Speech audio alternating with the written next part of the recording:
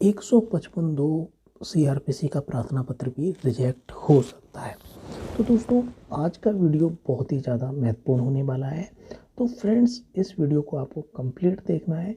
इस वीडियो से जो आपको जो ये जानकारी मिलेगी कि यदि आपने आप लॉ ग्रेजुएट हैं तो आपको क्यों एज ए एडवोकेट थोड़े समय के लिए प्रैक्टिस ज़रूर करनी चाहिए। तो फ्रेंड्स, ऐसा होता है, हम इतना लॉ पढ़ते हैं, बुक्स में भी पढ़ते हैं, टेक्स्ट बुक्स भी पढ़ते हैं और बेयर एक्ट भी कई बार पढ़ते हैं, लेकिन हम लॉ के कुछ पहलुओं को हम उसके बारे में सोच भी नहीं सकते हैं कि लॉ का ये पहलू भी होता होगा, कि लॉ का इस तरीके से भी यूज़ हो सकता है। तो फ्रेंड्स, ऐसी ही जानकारियाँ मिलती हैं जब ऐसा एडवोकेट आप कोर्ट में प्रैक्टिस करते हैं। तो फ्रेंड्स, ऐसी ही जानकारी हमें मिलती रहती है, जैसे कि 156(3) के संबंध में, 155 सीआरपीसी के संबंध में ऐसी जानकारी हमें मिलती रहती है। तो फ्रेंड्स, जब तक हम एज ए एडवोकेट जब हमने लॉ ग्रेजुएट किया और हमने कंपटीशन की तैयारी भी की, तो हमें यही पता था कि 156(3) सीआरपीसी के अंतर्गत आपकी जब एफआईआर दर्ज नहीं होती है थाने से, एसएसपी के से भी आपकी एफआईआर दर्ज नहीं होती है, तो आप कोर्ट में जा सकते हैं और 156(3) के जरिए आप एफआईआर दर्ज करा सकते हैं। तो हम ये समझते थे कि ये मैंडेटरी प्रोविज़न है और ये कोर्ट तो जैसे हम एप्लीकेशन फाइल करेंगे, कोर्ट तो हमारी एफआईआर दर्ज करवा ही देगी। लेकिन ऐसा नहीं होता है। कोर्ट की उसमें डिस्क्रिशनरी पावर रहती है और जब उसे पूरी तरीके से लगता है कि कॉग्निजिबल ऑफेंस हुआ है प्रिमा फेसी, तो तभी वो उसमें इन्वेस्टिगेशन का ऑर्डर देती है।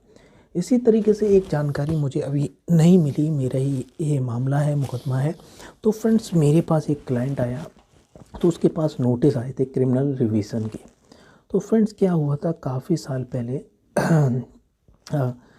साल पहले उसका कुछ विवाद हो गया होगा, तो उसके अगेंस्ट ही एनसीआर दर्ज कराई गई थी। अपोनेंट ने झूठी एनसीआर दर्ज कराई थी और एनसीआर दर्ज कराई उसने, और एनसीआर दर्ज कराने के बाद एनसीआर दर्ज की जाती है सेक्शन 155 सीआरपीसी के अंतर्गत। सबसे पहले जो लॉ के स्टूडेंट नहीं हैं उनको मैं बता दूं कि ऑफेंसेस दो प्रकार के होते हैं, कॉग्निजिबल ऑफेंसेस और non cognizable offences. Cognizable offence के संबंध में एफआईआर दर्ज की जाती है और उसमें पुलिस को तमाम पावर होती है कि मजिस्ट्रेट के आदेश के बिना किसी को गिरफ्तार कर सकती है, सर्च कर सकती है। तमाम बहुत ही ज़्यादा वाइड पावर रहती हैं जब एफआईआर दर्ज कर लेती है कॉग्निजिबल ऑफेंस के संबंध में। और दूसरे ऑफेंस होते हैं नॉन कॉग्निजिबल ऑफेंसेस। उसमें वो क्या करती है पुलिस, केवल आप थाने में जाएंगे, आप घटना की सूचना देंगे और उसे लगता है कि केवल नॉन कॉग्निजिबल ऑफेंस हुआ है, तो वो केवल एनसीआर रजिस्टर में एनसीआर दर्ज कर लेगा और एनसीआर की कॉपी आपको दे देगा और उसके आगे वो कुछ नहीं कर सकता है। वो केवल मजिस्ट्रेट के आदेश के बाद ही कुछ कर सकता है। तो ये मजिस्ट्रेट का आदेश आपको लेना है, आपको कोर्ट में जाना है, एडवोकेट को हायर करना है, 155 सीआरपीसी सब सेक्शन 2 के अंतर्गत एप्लीकेशन देनी है कि इस मामले में इतनी तारीख को एनसीआर दर्ज कराई गई थी और इसमें इन्वेस्टिगेशन के ऑर्डर कर दिए जाएं। तो फ्रेंड्स, इसमें क्या होता है, जो ज़्यादातर मैंने कोर्ट में देखा कि ज़्यादातर जैसे ही एनसीआर के बाद आप 155(2) का प्रार्थना पत्र देते हैं, तुरंत इन्वेस्टिगेशन का ऑर्डर हो जाता है। तो हमें भी यही ऐसा अभी तक यही लग रहा था कि इसमें तो कोई दिक्कत आती नहीं होगी, 155(2) के प्रार्थना पत्र आप देते हैं और कोर्ट से ऑर्डर हो जाता होगा। लेकिन इसी का एक नया अलग सा मामला मेरे सामने आया, जिससे बहुत महत्वपूर्ण जानकारी मिली कि 155(2) सीआरपीसी का प्रार्थना पत्र भी रिजेक्ट हो सकता है और वही गलतियां आपको नहीं करनी है। तो फ्रेंड्स, क्या हुआ कि जो हमारा अपोनेंट था, जो दूसरी पार्टी है, उसने हमारे अगेंस्ट एनसीआर दर्ज कराई थी और उसके 1 साल बाद 155(2) का प्रार्थना पत्र न्यायालय में प्रस्तुत किया कि इस मामले में इन्वेस्टिगेशन कराई जाए। मतलब कि एनसीआर दर्ज कराने के बाद वो 1 साल बाद न्यायालय में गया मजिस्ट्रेट से इजाज़त लेने के लिए, मजिस्ट्रेट का आदेश प्राप्त करने के लिए कि इस मामले में इन्वेस्टिगेशन के ऑर्डर किए जाए। तो फ्रेंड्स, जो मजिस्ट्रेट था, काफ़ी उन्होंने अपनी विद्वता का परिचय दिया, अपनी बुद्धिमत्ता का परिचय दिया। और बहुत ही महत्वपूर्ण ऑर्डर है। मैं आपको पूरा टाइप ऑर्डर में आपको दिखा देता हूँ। ऑर्डर में नाम मैं आपको नहीं दिखाऊंगा, लेकिन ऑर्डर पूरा आपके सामने है। तो फ्रेंड्स, इसमें इसमें रूलिंग का भी हवाला दिया गया कि ये रूलिंग है, तो ऐसा नहीं है। इस मामले से मुझे ये जानकारी मिली। तो इनका क्या हुआ, पहले मैं अपने पूरा फैक्ट्स बता देता हूँ। 155(2) का प्रार्थना पत्र दिया तो ये रिजेक्ट हो गया। रिजेक्ट किस आधार पे हो गया, क्योंकि इन्होंने क्या किया, 1 साल बाद, इतने विलम्ब से इन्होंने प्रार्थना पत्र दिया।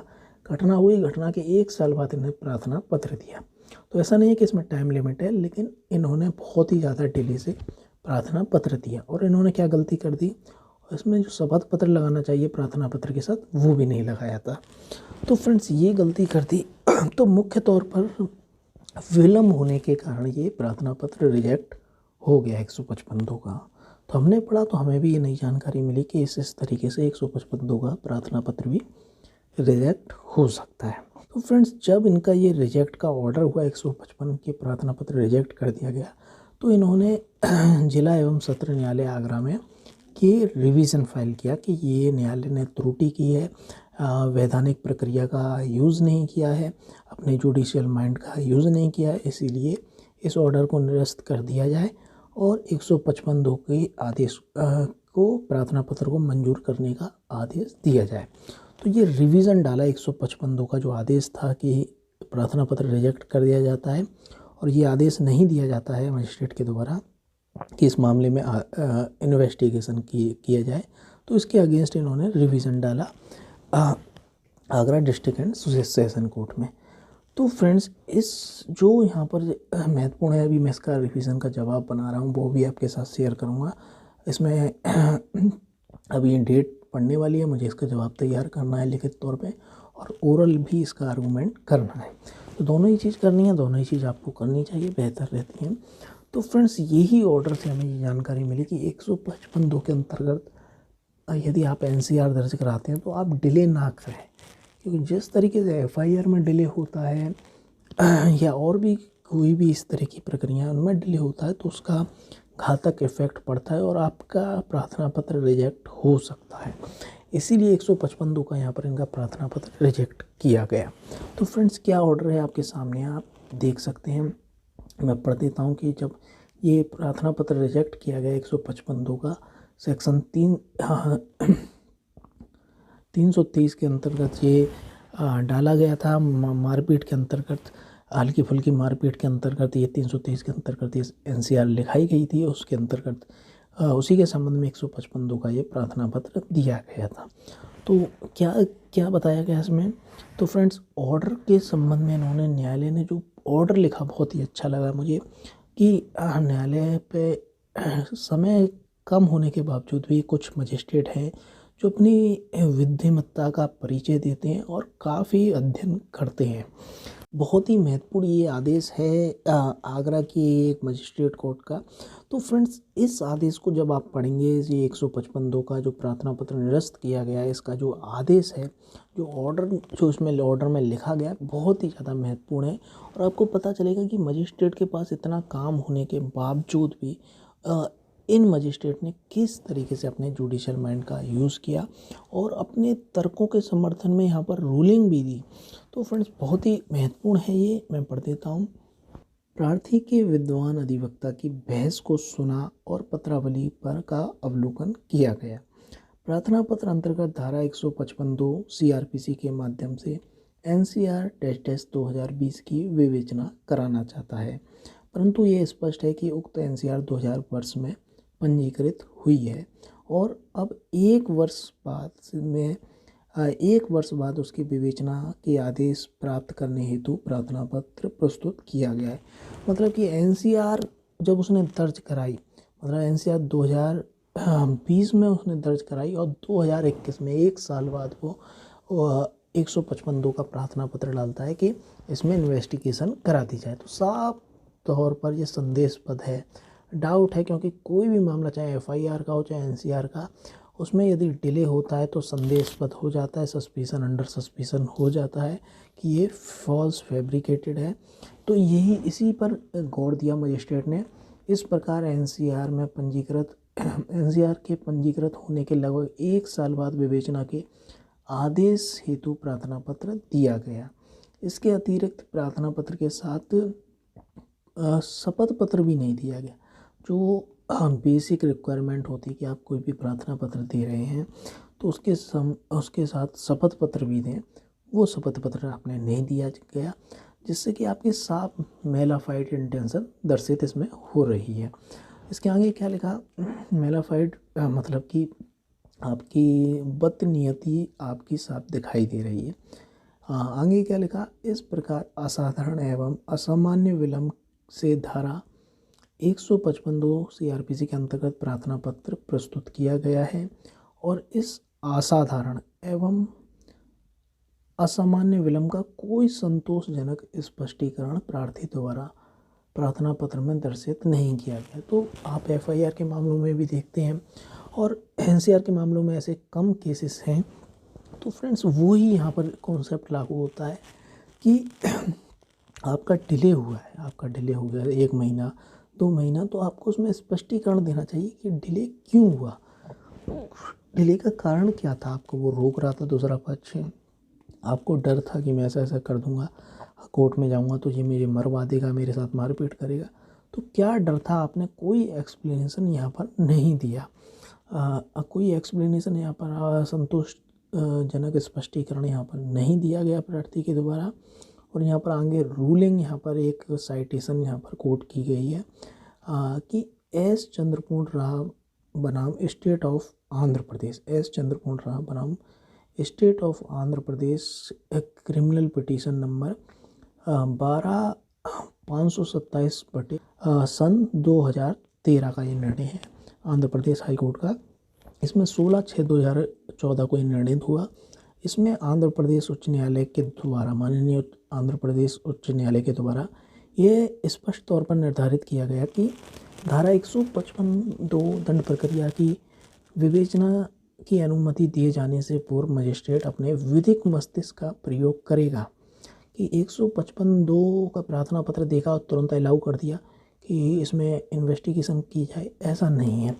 वो क्या करेगा, अपने पहले जुडिशियल माइंड को अप्लाई करेगा, उसका अवलोकन करेगा जो प्रार्थना पत्र दिया गया है कि ये सस्पिशन तो नहीं, अंडर सस्पिशन तो नहीं है, विलम्ब से नहीं तो नहीं किया गया है, कोई इसमें त्रुटि तो नहीं है, झूठे फैक्ट तो नहीं लिखे गए। इस तरीके से जांच करेगा एक, मतलब कि उसको ठीक से उसका विश्लेषण करेगा, तब जाके उसके अंतर्गत ऑर्डर करेगा कि उसे अलाउ करना है या रिजेक्ट करना है। तो धारा 155 दंड प्रक्रिया संहिता के अंतर्गत विवेचना की अनुमति दिए जाने से पूर्व मजिस्ट्रेट अपने विधिक मस्तिष्क का प्रयोग करेगा। और धारा 155(2) दंड प्रक्रिया संहिता की CRPC की विवेचना की अनुमति दिए जाने के लिए मजिस्ट्रेट बाध्य नहीं है। तो इट इज़ नॉट मैंडेटरी, ये मैंडेटरी प्रोविज़न नहीं है कि ये ऐसा करेगा ही करेगा। लेकिन यदि सिचुएशन प्रिमा फेसी दिख रही है कि ऐसा ऐसा हुआ है तो उसे आदेश करना ही पड़ेगा। लेकिन पूर्णतः ये मैंडेटरी प्रोविज़न ये नहीं है, मैंडेटरी प्रोविज़न नहीं है कि ऐसा करना ही होगा, उसे हर कंडीशन में ऐसा करना होगा कि 155 NCR दर्ज होने के बाद 155(2) का प्रार्थना पत्र दिया है तो उसे अलाउ करनी ही होगी, उसे इन्वेस्टिगेशन का ऑर्डर देना ही होगा। ये मैंडेटरी ऐसा नहीं है। इस प्रकार प्रार्थी का असाधारण एवं असामान्य विलंब स्पष्टीकरण है। कोई स्पष्टीकरण नहीं दिया गया है कि ऐसा ऐसा प्रार्थना पत्र देने में इतना विलंब क्यों हुआ। अतः विवेचना की अनुमति दिए जाने हेतु आधार पर्याप्त नहीं है। तो यहाँ पर कोई ग्राउंड्स नहीं बनते हैं कि ऐसे इन्वेस्टिगेशन का ऑर्डर 1 साल बाद दिया जाए। तदनुसार प्रार्थना पत्र अंतर्गत धारा 155(2) धारा 155(2) CRPC नामंजूर किए जाने योग्य है, नामंजूर किए जाने योग्य है। प्रार्थना पत्र अंतर्गत धारा 155(2) CRPC नामंजूर किया जाता है। ठीक है, तो फ्रेंड्स ये था आदेश, बहुत ही महत्वपूर्ण आपको जानकारी मिली कि 155(2) का आपने NCR दर्ज कराई है। तो आपको हाँ फ्रेंड्स, क्या होता है, एडवोकेट्स इस चीज़ को नहीं जानते हैं और वो NCR का प्रार्थना पत्र डाल देते हैं 6 महीने बाद, 4 महीने बाद। तो ज़्यादातर केसेस में वो अलाउ हो जाता है, 1 साल बाद भी अलाउ हो जाता है, क्योंकि ज़्यादातर मजिस्ट्रेट क्या है, उन पर इतना टाइम नहीं होता है कि वो उन चीज़ों पर ध्यान दें। लेकिन कुछ बहुत ही ज़्यादा विद्वान मजिस्ट्रेट होते हैं, वो उन चीज़ों पर ध्यान देते हैं। तो आपको एज एडवोकेट ध्यान रखना कि इस तरीके के आपके पास कोई केस आता है NCR से संबंधित, तो आपको उसमें डिले का कारण भी बताना है कि कोरोना वायरस चल रहा था, मेरी तबीयत ख़राब हो गई थी, दूसरी पार्टी धमकी दे रही थी, इसलिए ये इतना विलम्ब हुआ। विलम्ब का कारण आपको ज़रूर लिखना है, नहीं तो इस तरीके से वो निरस्त हो सकता है। यदि मजिस्ट्रेट बुद्धिमत्ता वाला मिला, उसने जुडिशियल माइंड अप्लाई किया, तो आपका प्रार्थना पत्र रिजेक्ट हो सकता है। तो फ्रेंड्स, अब इसका रिवीजन दूसरी पार्टी ने डाला है कि ये गलत तरीके से रिजेक्ट किया गया, रिजेक्ट नहीं किया जाना चाहिए था। न्यायिक प्रक्रिया का प्रयोग नहीं किया गया, वैधानिक सिद्धांतों का पालन नहीं किया गया, नेचुरल जस्टिस का पालन नहीं किया गया।